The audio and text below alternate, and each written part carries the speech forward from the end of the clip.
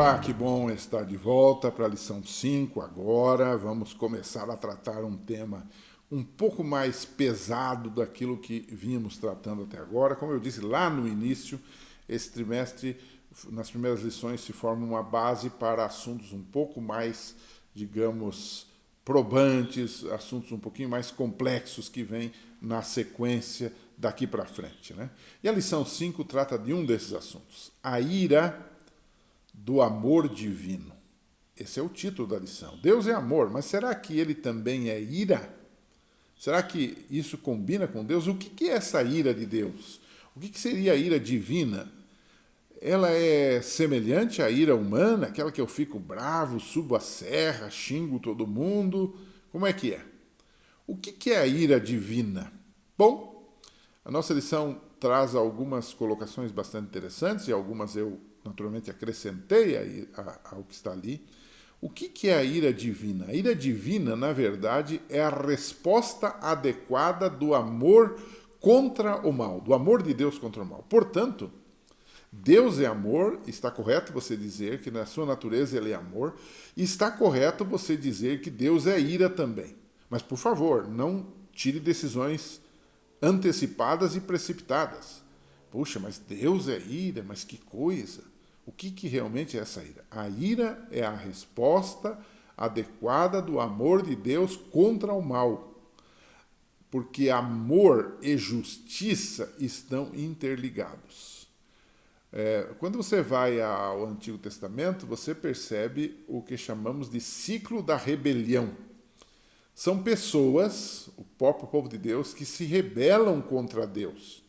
Deus deu toda a instrução, Deus demonstrou todo o amor, Deus os libertou lá do Egito, mas aquele povo, que é o povo de Deus, nas diferentes eras, seja na época da libertação do Egito, depois na era dos juízes, depois na era dos reis, mesmo assim, e até na era de Jesus, esse povo viveu o que chamamos de ciclo da rebelião, ou seja, pessoas que se rebelam contra Deus, contra suas leis e praticam ações abomináveis.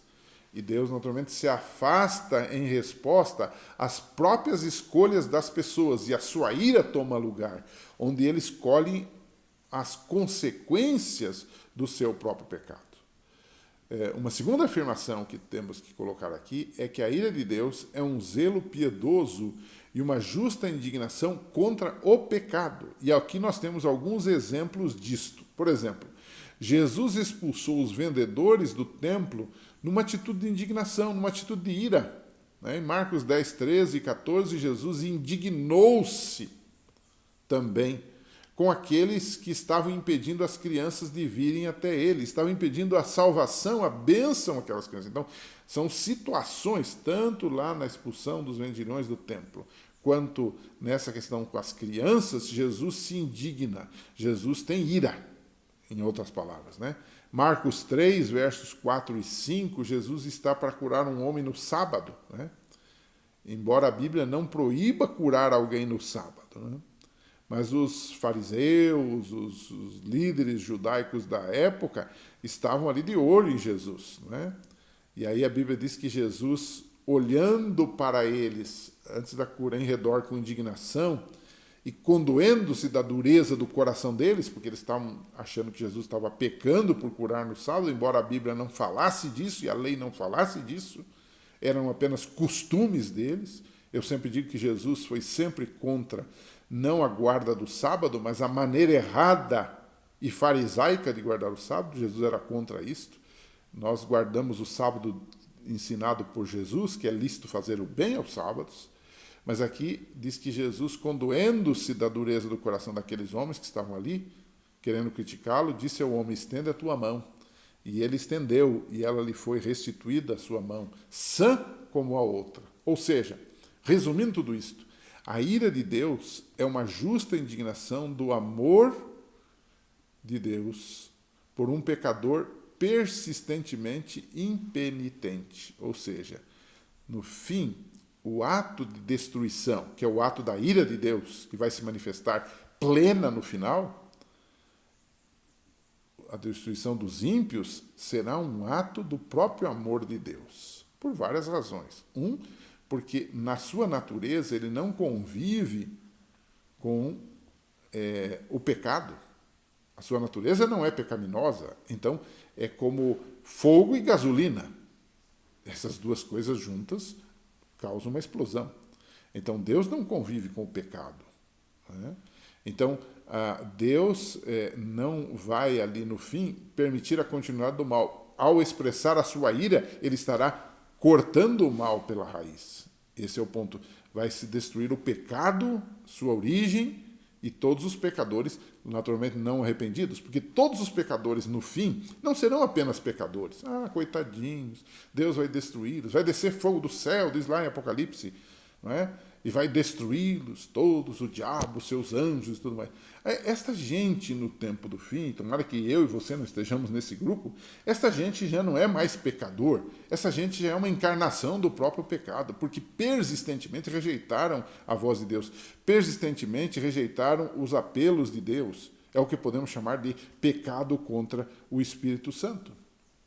O texto de Ezequiel diz: a alma que pecar, essa morrerá. E vai morrer eternamente. E o texto diz: mas o filho não levará a iniquidade do pai, nem o pai levará a iniquidade do filho. A justiça do justo ficará sobre ele, e a impiedade do ímpio cairá sobre ele. Ezequiel 18, 20. E o texto bíblico continua dizendo, em Apocalipse 20, 15, aquele que não foi achado inscrito no livro da vida, foi lançado aonde? No lago de fogo. Esta é a ira de Deus, se manifestando de forma ampla. Nós temos na Bíblia vários exemplos, vários protótipos. No entanto, essa ira vai se manifestar lá no final. E aí uma pergunta que não quer calar, seria a segunda pergunta desta semana. Deus gosta da ira? Que é essa reação natural de Deus contra o pecado e contra a injustiça? Deus gosta da ira? Embora Deus seja amor e ira em sua natureza, ele não se agrada em destruir. Não é? O texto bíblico diz: tão certo, Deus diz, como eu vivo, diz o Senhor Deus, não tenho prazer na morte do ímpio, que é aquele que vai ser objeto da ira de Deus, mas em que o ímpio se converta do seu caminho e viva. Convertam-se. Ezequiel 33, verso 11. E sobre a ação de Deus com Israel, pecador, o texto bíblico diz também: ele, porém, é misericordioso, perdoou a sua iniquidade e não os destruiu. Antes, muitas vezes, desviou deles o seu furor, a sua ira, e não despertou toda a sua ira. Salmo 78, verso 38. O próprio Jonas, né? Você conhece a história de Jonas, que foi lá em Nínive para pregar, e aquela cidade seria objeto da ira de Deus, porque ela seria destruída, seria queimada, né? Jonas reconhece isso quando ele diz assim: sabia que és Deus compassivo e misericordioso e longânimo. A palavra longânimo dá a ideia de alguma coisa que ele dá tempo, que ele dá oportunidade, né? Dizem que isso é a tradução de uma expressão hebraica que quer dizer nariz longo, nariz comprido.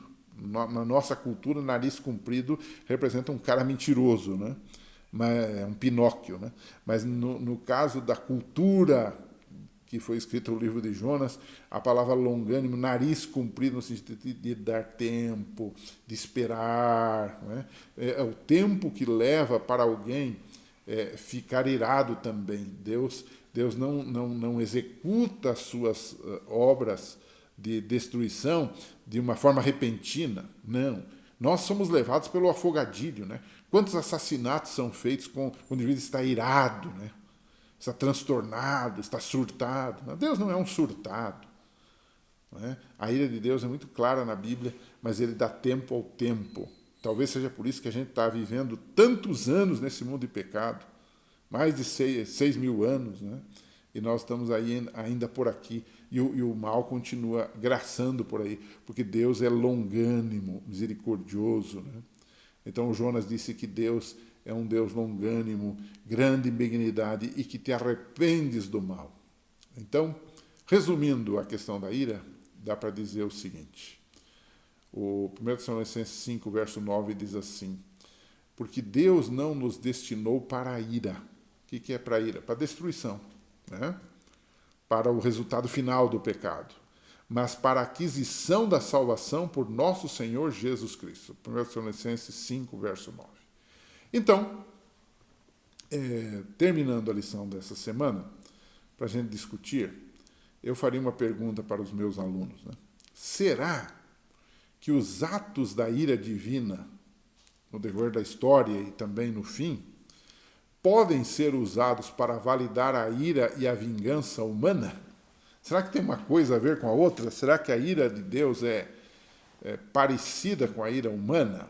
A resposta é não, por várias razões. Primeiro, a nossa ira e a nossa vingança podem e geralmente estão ligadas ao nosso egoísmo e ao nosso pecado. Quando alguém não faz o que nós queremos ou desejamos, isso pode ser até verdade, nós nos vingamos, né?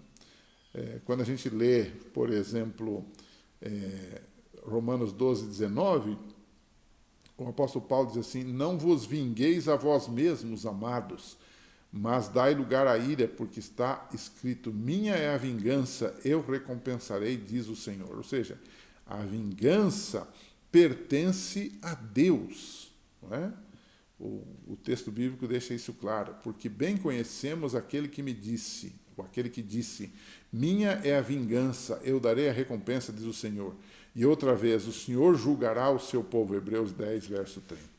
Pense um pouco sobre isso, reflita e creia uma coisa: a ira de Deus é algo totalmente diferente daquilo que nós humanos imaginamos como ira, mas é uma reação de Deus ao pecado e à injustiça, que ele já começa a dar vislumbres nesse mundo e que vai, de forma culminante, ocorrer no fim de todas as coisas. Pense um pouco sobre isto, um abraço, e semana que vem a gente volta. Continue divulgando o nosso canal, continue falando dele, continue orando por nós. Um forte abraço e até lá.